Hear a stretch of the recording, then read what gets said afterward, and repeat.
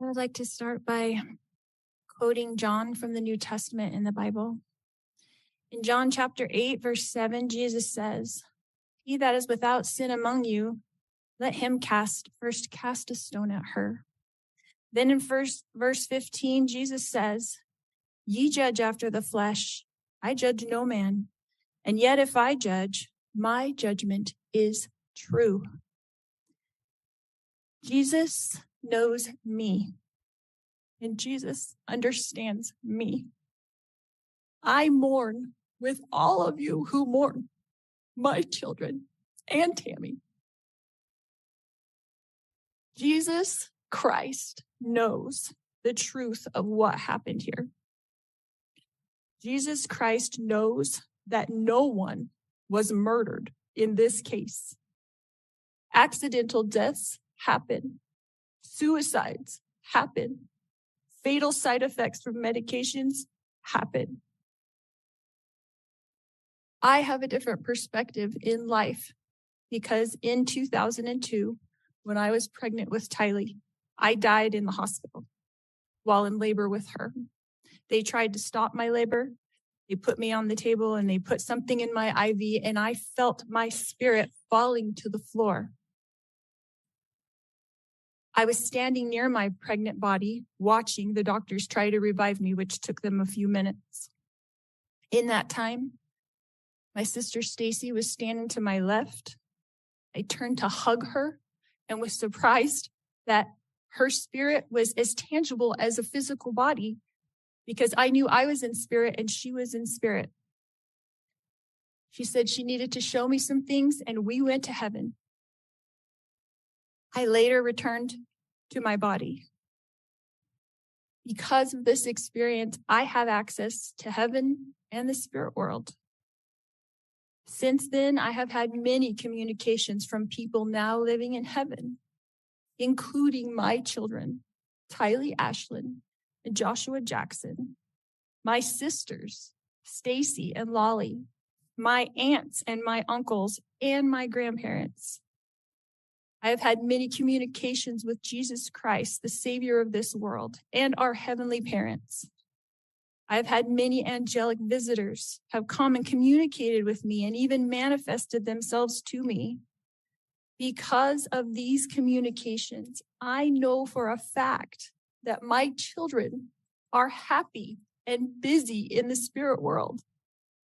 Because of my communications with my friend Tammy Daybell, I know that she is also very happy and extremely busy. I have always mourned the loss of my loved ones, and I have lost many in this mortal world. However, I know them more than most people. I know where they are now and what they're doing. I know how wonderful heaven is, and I'm homesick for it every single day. I know we all lived in heaven before we were born on earth, and we were all adult spirits in the heavenly realm. We chose to come to earth as mortals. Heaven is more wonderful than you can possibly imagine. I do not fear death, but I look forward to it. I did not want to return to my body when I was out of it. Even though my son Colby, who I adored more than anything, was only 6 years old at the time, and I was about to give birth to this new baby girl that I wanted so badly.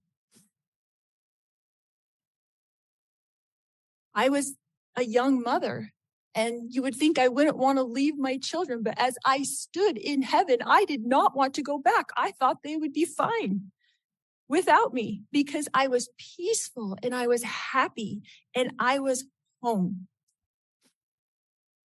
But then I was told by Jesus that I needed to go back and complete things that I had covenanted or promised to do before I was born. This caused me a lot of distress because I knew heaven was my real home, and I only wanted to be there. I was free from pain, emotional and physical. But then I was shown how I would help my children and others in the future. So ultimately, I did agree to go back to my body.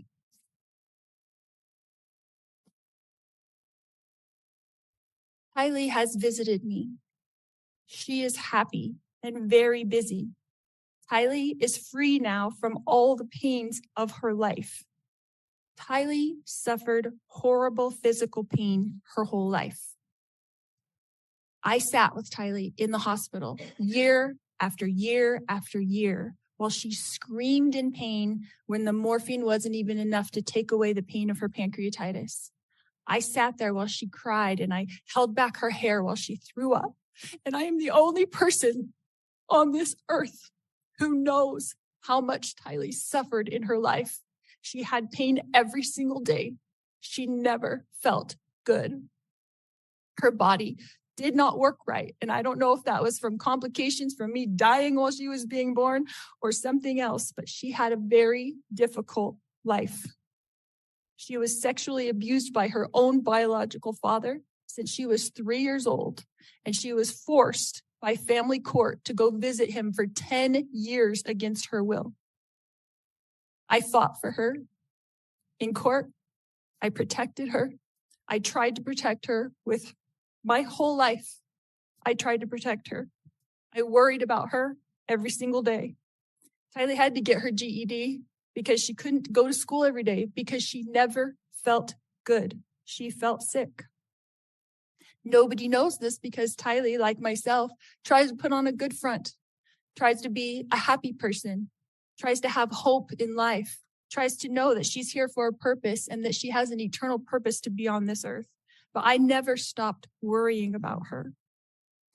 One of the times that Tylee came to me as a spirit after she died, she commanded me, and she said to me, "Stop worrying, Mom. We are fine." She knows how I worry and how I miss her.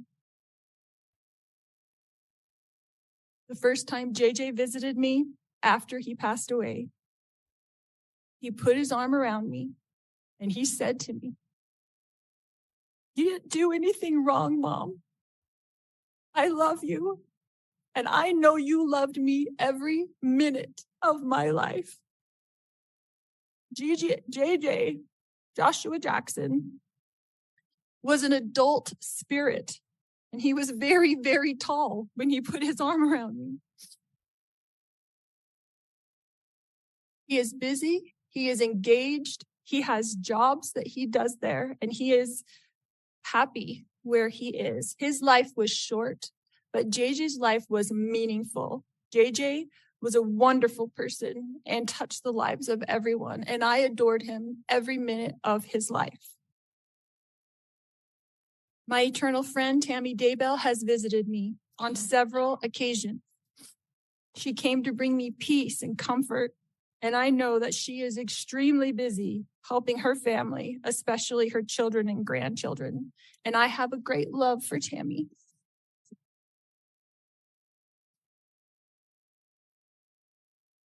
My beautiful children, Tylee Ashlyn and Joshua Jackson, rest safely this day in the arms of Jesus. My wonderful friend, Tammy Daybell, rests safely this day in the arms of Jesus. And I look forward to the day when we are all reunited and I too will rest with them in the arms of my Jesus.